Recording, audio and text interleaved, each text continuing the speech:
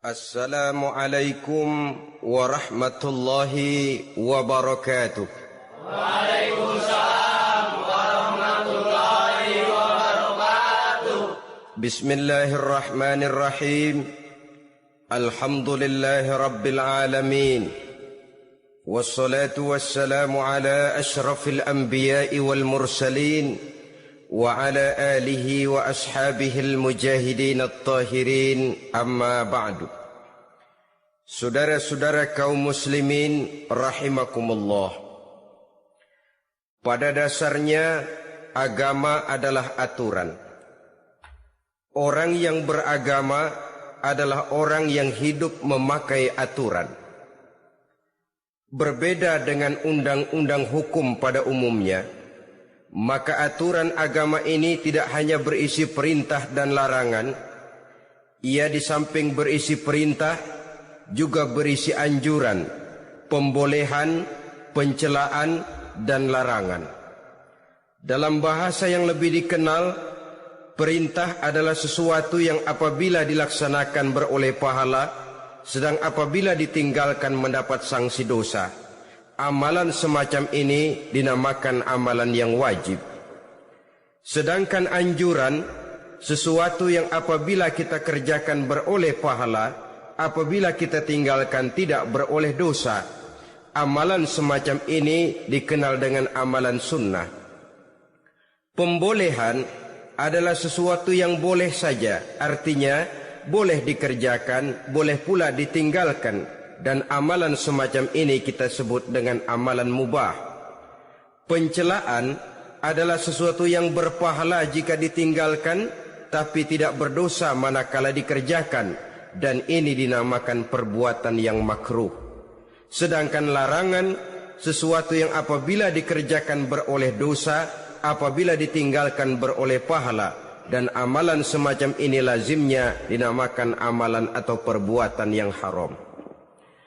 Kalau agama merupakan aturan, maka konsekuensinya tentu ia berisi perintah dan larangan. Apabila perintah dilaksanakan, maka Allah Subhanahu wa ta'ala memberikan balasan berupa pahala. Sedangkan apabila larangan yang dikerjakan, Allah pun akan memberikan ganjaran yang bernama dosa. Baik pahala maupun dosa adalah sesuatu yang abstrak. Sesuatu yang tidak nampak, tidak kelihatan oleh pandangan mata yang zahir. Itu sebabnya barangkali di zaman materialistis seperti sekarang ini, orang kurang tergerak mengejar pahala dan malah kadang-kadang terangsang untuk berbuat dosa. Karena pahala dan dosa sesuatu yang tidak kelihatan oleh pandangan mata yang zahir ini. Namun sungguh pun demikian, pahala dan dosa bisa mendatangkan kebahagiaan atau kegelisahan batin. Bersabda Rasulullah sallallahu alaihi wasallam, "Iza sarratka hasanatuka wa sa'atka sayyi'atuka fa anta mu'min." Apabila perbuatanmu yang baik menyebabkan engkau bahagia, apabila perbuatanmu yang baik menyebabkan engkau gembira, dan perbuatanmu yang jahat menyebabkan engkau jadi susah, itulah tanda bahwa di hatimu masih ada iman. Artinya, belum tentu orang yang berbuat baik merasa bahagia dengan kebaikan yang dikerjakannya. Dan tidak selamanya orang yang berbuat jahat sanggup menyesali perbuatan jahatnya. Oleh karenanya, apabila iman masih ada, apabila hati masih hidup, perbuatan yang baik menyebabkan orang gembira, perbuatan yang jahat menyebabkan orang susah dan gelisah hatinya. Ini mengandung pelajaran. Sekali kita berbuat baik, jangan sekali-kali menyesali kebaikan itu. Sebaliknya, satu kali kita melakukan kesalahan, hendaknya selalu menyesalinya. Kadang-kadang dalam kehidupan, karena orang tempat kita berbuat baik itu rupanya membalas air susu dengan air tuba, kita lalu menyesali kebaikan. Lahirlah kata-kata, nyesal saya nolong dia. Ibarat pepatah katanya, nolong anjing kejepit. Waktu kejepit setengah mati kita tolongin. Begitu selesai dia dari kejepitnya, malah kita digigitnya. Saudara hadirin yang saya muliakan, dalam kehidupan sehari-hari barangkali ini kena filsafat yang disebut dorong mobil mogok. Ketika mobil mogok setengah mati kita dorong, begitu mesin hidup ditinggalkannya kita di belakang. Sesungguhnya perbuatan kita yang baik tidak harus disesali. Karena disesali atau tidak, toh perbuatan itu sudah kita lakukan. Dan penyesalan atas segala kebaikan hanya akan mengurangi nilai pahala kebaikan itu sendiri. Berbahagialah apabila berbuat baik. Walaupun orang yang kita melakukan kebaikan membalasnya dengan kejahatan. Menyesalah apabila berbuat kesalahan, apabila melakukan dosa. Karena itu pertanda nilai iman yang masih hidup dalam jiwa kita. Saudara-saudara kaum muslimin yang berbahagia. Jadi sungguh pun pahala dan dosa sesuatu yang abstrak. Efeknya jelas, dia mendatangkan kebahagiaan atau membawa kepada kegelisahan batin di dalam kehidupan manusia. Orang di zaman materialis kurang terangsang berbuat pahala dan terdorong melakukan dosa. Kenapa? Karena pahala tidak kelihatan, dosa tidak nampak. Kalau pahala kelihatan, barangkali nggak kuat kita mikul pahala. Kalau dosa benjol, umpama tiap bikin dosa palanya benjol, barangkali sudah nggak karu-karuan kepala kita. Baik pahala, baik dosa, sesuatu yang tidak nampak oleh pandangan mata zahir, tapi yang punya efek dalam kehidupan ini. Orang yang banyak pahalanya dengan orang yang banyak dosanya, kalau dia berjalan barangkali sulit kita membedakan. Tapi efeknya dalam kehidupan ini jelas adanya. Sesuatu yang bernama pahala kita perlukan, karena hidup tidak berhenti hingga di sini. Sesuatu yang bernama dosa harus kita hindarkan, karena ada kelanjutan sesudah hidup yang sekarang ini, kehidupan dari satu pertanggungan jawab. Itu sebabnya Imam Ghazali dalam bahasa yang indah sekali berpesan, "Jaddidis safinah fa innal bahra amiq wa khuziz zad fa innas safara ba'id." Perbarui selalu kapalmu, rawat, jaga baik-baik, dandani kapalmu, fa innal bahra amiq, karena sesungguhnya lautan ini sangat dalam. Satu bahasa yang indah dari tamsil terhadap kehidupan. Perbaiki kapalmu karena lautan ini sangat dalam. Artinya jaga baik-baik hatimu, pelihara iman dan keyakinanmu, karena hidup ini bagaikan gelombang lautan. Tempo-tempo air tenang, tempo-tempo ombak menggila dan menggunung. Jaga iman baik-baik karena hidup penuh dengan cobaan dan ujian. Itu maksudnya. Wa khuziz zad fa inna safara ba'id. Dan bawa bekal yang banyak karena perjalanan hidup ini sangat panjang. Perjalanan ini sangat jauh. Kita kalau pergi keluar kota tentu saja membawa bekal. Makin jauh kota yang akan kita tuju, makin banyak bekal yang harus kita bawa. Alangkah sengsaranya manusia apabila dia akan pergi ke satu kota yang jauh, modalnya cuma nekat. Bagaimana nanti di sana sajalah. Tidak membawa bekal sebagaimana yang sewajarnya. Hal yang semacam ini senangnya sih belum tentu, keblangsak dan susahnya sudah kebayang. Itu dalam kehidupan di dunia ini. Bagaimana kalau sudah bicara tentang kehidupan yang akan datang? Karena sesungguhnya hidup ini merupakan satu perjalanan yang sangat panjang. Sejak kita tinggal di alam arwah, pada saat jasad belum lagi diciptakan Allah, ruh sudah diciptakannya lebih dahulu. Sampai kemudian kita pindah ke alam rahim, alam kandungan ibu. Untuk kemudian berpindah kepada kehidupan dunia. Dari dunia ini kita pindah ke alam barzakh. Di sana tinggal kita 100 tahun mungkin, 100.000 tahun mungkin, 1 juta tahun mungkin, menunggu saat datangnya kiamat. Lalu dari alam barzakh pindah kita ke alam akhirat. Satu perjalanan yang sangat panjang. Alangkah malangnya, alangkah sengsaranya jika tahu kita begitu panjangnya perjalanan hidup ini, tidak ada bekal yang kita bawa. Artinya kesengsaraan, kesulitan yang bertali-tali sudah jelas akan menimpa kita.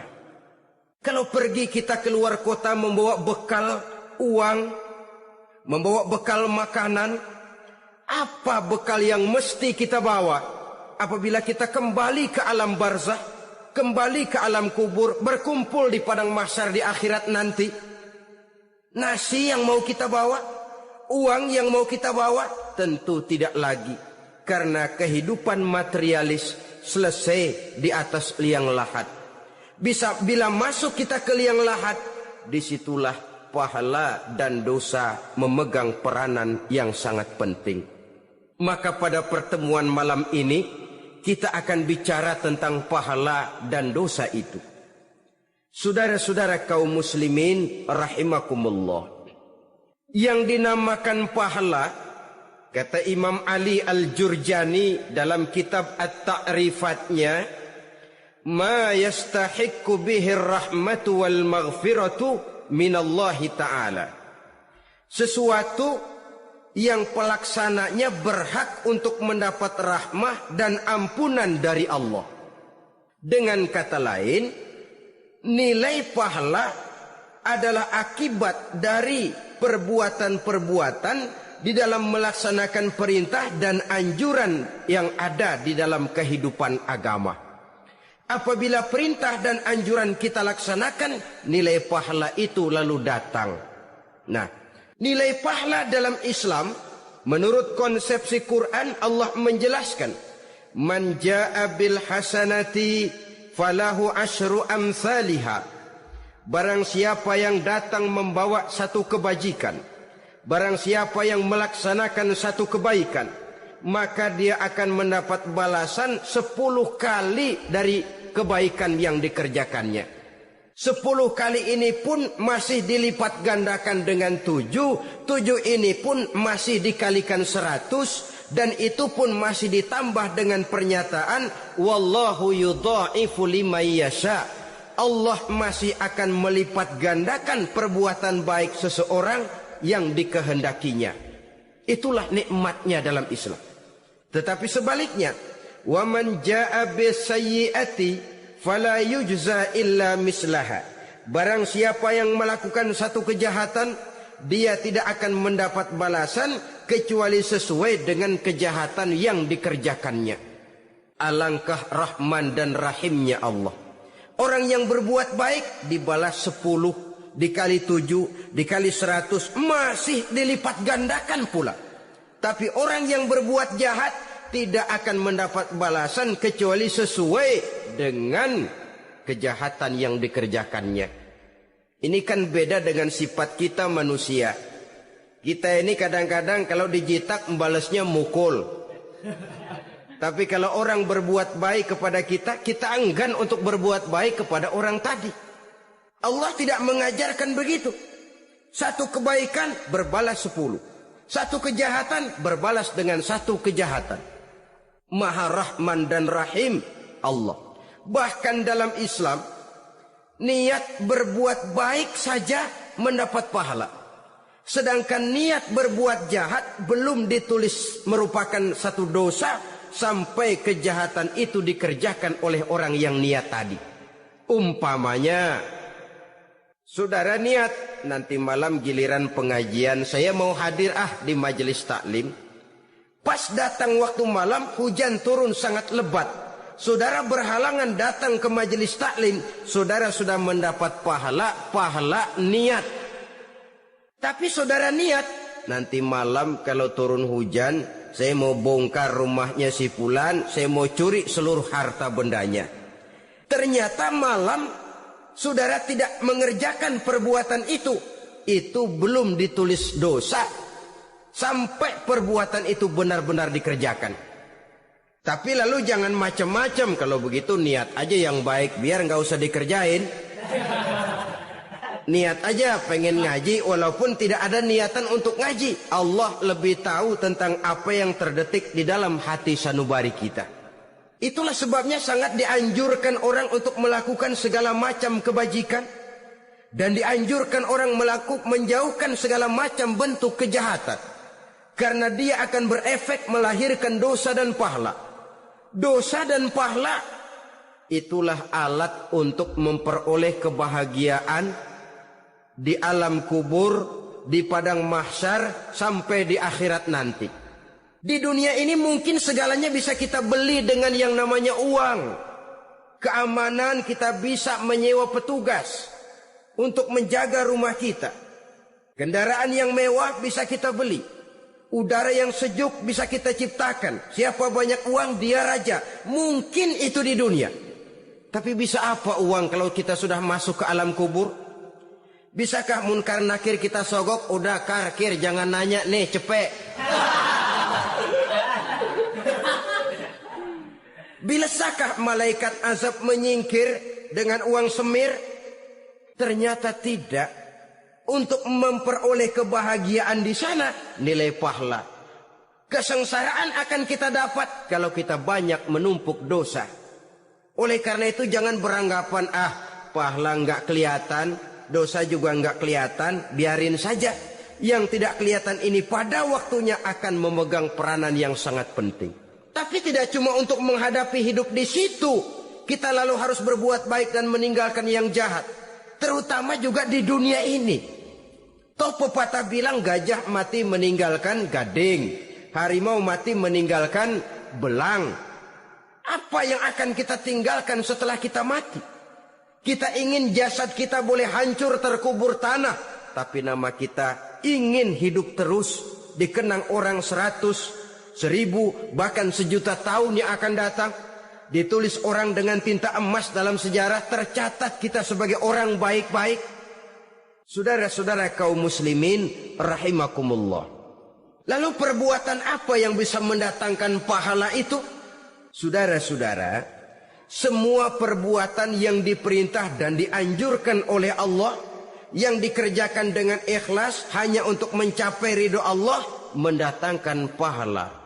Kadang-kadang menurut pendapat kita remeh, tapi nilainya di sisi Allah besar. Itu pahala. Menghitung pahala itu hak prerogatif Allah. Perbuatan yang ringan Allah mau berikan ganjaran yang besar, itu urusan Allah. Misalnya, kata Nabi, la tahkiranna minal ma'rufi syai'an. Jangan kamu menganggap remeh perbuatan baik walaupun kecil. Jangan merasa sulit melakukan perbuatan yang mengandung pahala. Bertemu dengan teman, muka kita cerah, berpahala. Menyingkirkan duri di jalanan, berpahala. Menolong orang yang sesat, memberitahu orang yang bertanya, berpahala. Tidak sulit kalau kita mau. Yang diperintah dan dianjurkan oleh agama, itu perbuatan yang mengandung nilai-nilai pahala. Masalahnya cuma tinggal mau atau tidak, dan dikerjakan dengan ikhlas. Bertemu teman mukanya cerah, pahala. Menyingkirkan duri di jalanan, pahala. Sodakoh, pahala. Tidak berupa perbuatan, bisa berupa ucapan. Misalnya bersolawat, pahala. Bertasbih dan bertahmid, pahala. Kata Nabi, kalimatani khafifatani 'alal lisan, saqilatani fil mizan. Ada 2 kalimat yang enteng di lidah tapi berat di timbangan akhirat nanti. Apa itu? Subhanallah walhamdulillah. Itu kan amalan yang ringan, perbuatan yang mudah saja, tapi nilainya demikian besar dalam pandangan Allah. Jadi pendeknya, perbuatan yang bernilai pahala adalah perintah dan anjuran agama yang dilaksanakan dengan ikhlas semata-mata untuk mencapai ridho Allah, itu mengandung pahala. Niat dasarnya itu harus karena Allah. Landasannya harus karena ikhlas. Bukan cuma sekedar basa-basi, tidak karena ingin dipuji orang, tidak karena mengharap tanda jasa, tapi ikhlas semata-mata. Dari perbuatan yang paling kecil dan mudah sekali sampai kepada amalan-amalan yang besar dan memerlukan biaya yang besar, seperti melaksanakan ibadah haji, seperti jihad fi sabilillah, membangun masjid, membangun pondok-pondok pesantren, membangun pusat-pusat kesehatan, membangun jalan-jalan umum, termasuk menjaga keamanan. Jangan dikira loh, siskamling umpamanya, menjaga keamanan kampung tidak berpahala. Kalau diniatkan ibadah, menjaga ketenangan warga supaya mereka tekun ibadah, ikhlas karena Allah, itu juga bernilai ibadah.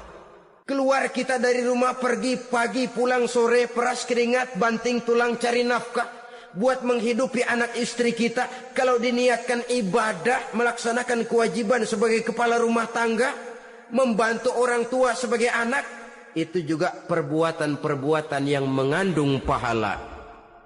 Yang terbaik sesuai dengan bidang kehidupan kita. Ada orang yang dinamakan abid, ahli ibadah, pahala yang paling baik bagi dia banyak-banyak tahajud, sembahyang malam, wirid, zikir, tasbih. Ada yang dinamakan orang alim, pahala yang paling baik buat orang macam ini mengajar, menyebarkan ilmu, mendakwahkan Islam. Ada yang disebut wali, pejabat pemerintah, petugas. Amalan pahala yang paling baik buat orang semacam ini melayani masyarakat, bekerja di bidangnya sesuai dengan profesinya. Saudara hadirin yang saya hormati, jadi dengan demikian perbuatan-perbuatan yang mengandung nilai-nilai pahala ini bisa perbuatan yang menurut kita kecil namun punya nilai besar. Apalagi perbuatan besar dengan biaya yang besar, tentu makin besar juga pahala yang disediakan oleh Allah Subhanahu wa ta'ala. Oleh karenanya, kalau kita bercermin dari ayat Quran, hidup ini kesempatan untuk berbuat baik. Huwallazi khalaqal mauta wal hayata liyabluwakum ayyukum ahsanu amala.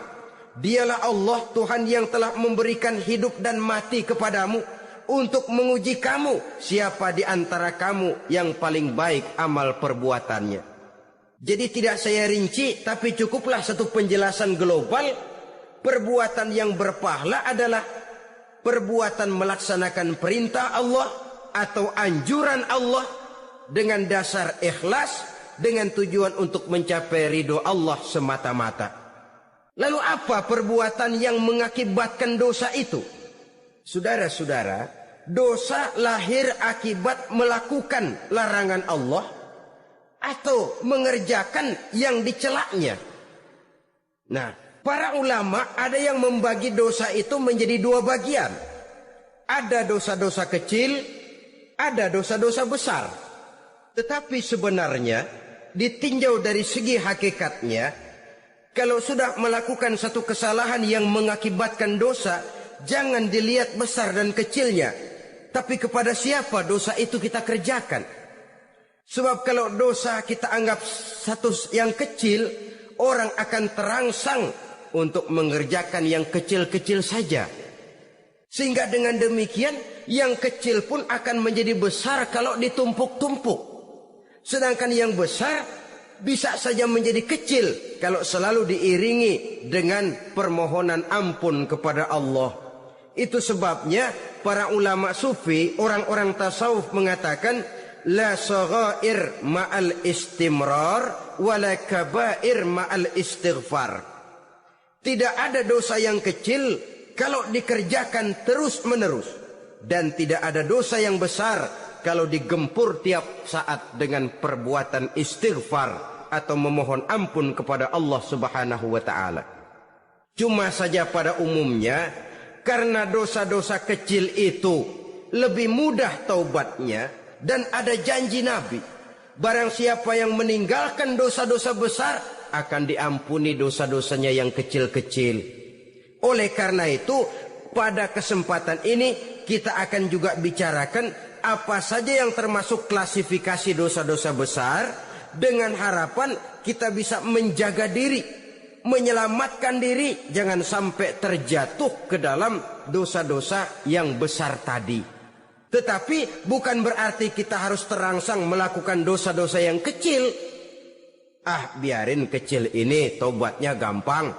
Ah, dosa kelas teri. Ah, dosa itu kan tidak kelihatan. Lalu terangsang melakukan perbuatan dosa-dosa. Walaupun kecil, kalau berlarut terus-menerus, dia akan tumbuh menjadi dosa yang besar. Oleh karenanya, jangan sampai mengundang pengertian. Kalau kita membicarakan dosa-dosa yang besar, lalu terangsang melakukan dosa-dosa yang kecil. Karena bagaimanapun juga, dosa kecil dan dosa besar sama dalam arti kepada Allah kita melakukan kesalahan. Dan dosa yang kecil pun kalau bertumpuk, dia akan menjadi banyak. Saudara-saudara kaum muslimin rahimakumullah. Ada beberapa jenis dosa-dosa besar. Jenis yang pertama, asyirku billah. Syirik atau menyekutukan Allah. Dari sekian deretan dosa-dosa besar, syirik ini merupakan bapak moyangnya dosa. Dedengkotnya dosa, itu syirik, menyekutukan Allah. Bahkan dosa yang lain Allah masih mau mengampuni. Tapi kalau sudah syirik, menyekutukan Allah, itu sudah satu dosa yang tidak berampun sama sekali. Oleh karena itu tepat pesan Imam Ghazali tadi. Jadi di safinah fa innal bahra amik. Jaga iman, pelihara akidah, dandani kapal. Karena hidup ini gelombang lautan sangat dalam, hidup banyak cobaan. Di dalam hidup di zaman sekarang ini, saudara bisa perhatikan. Di mana tensi ekonomi tinggi, lapangan kerja sulit, persaingan hidup makin tajam. Sifat egois dan individualis tumbuh di mana-mana. Rasa solidaritas sosial menurun, sifat gotong royong musnah. Orang mudah potong kompas, potong jalan. Ingin cepat kaya, ingin cepat naik pangkat, ingin dapat kedudukan. Kadang-kadang akidah pun terjual, akidah pun musnah. Jatuh ke jurang syirik pun tidak jadi soal. Itu yang kita khawatirkan. Kalau dosa-dosa yang lain Allah masih mau mengampuni. Tapi kalau sudah jatuh kepada syirik, Allah sama sekali tidak akan memberikan ampun. Dalam kaitan dengan ini barangkali tepat sinyalemen Imam Ali itu. Andai kata kemiskinan merupakan satu kepribadian, saya akan membunuhnya lebih dahulu. Artinya memang kemiskinan ini sering mendorong orang kepada jurang kemusyrikan. Tidak tahan menghadapi godaan perut akibat tensi ekonomi yang tinggi, lapangan kerja yang sulit. Iman pun jadilah ditukar dengan 3 liter beras. Akidah pun jadilah dibarter dengan 3 bungkus supermi. Dengan pakaian bekas, dengan obat-obatan. Tidak jadi soal baginya mengejar kebahagiaan yang relatif singkat dengan mengorbankan kebahagiaan yang abadi. Persis ibarat pepatah, nyari jarum kampak hilang. Mencari sesuatu yang kecil, yang besar jadi sia-sia. Membela perut, mengorbankan akidah. Na'udzubillah summa na'udzubillah. Saudara-saudara kaum muslimin rahimakumullah. Ini fakta. Ini kenyataan. Dan hal semacam ini tidak bisa diatasi cuma dengan ceramah, simposium, diskusi, seminar. Apalagi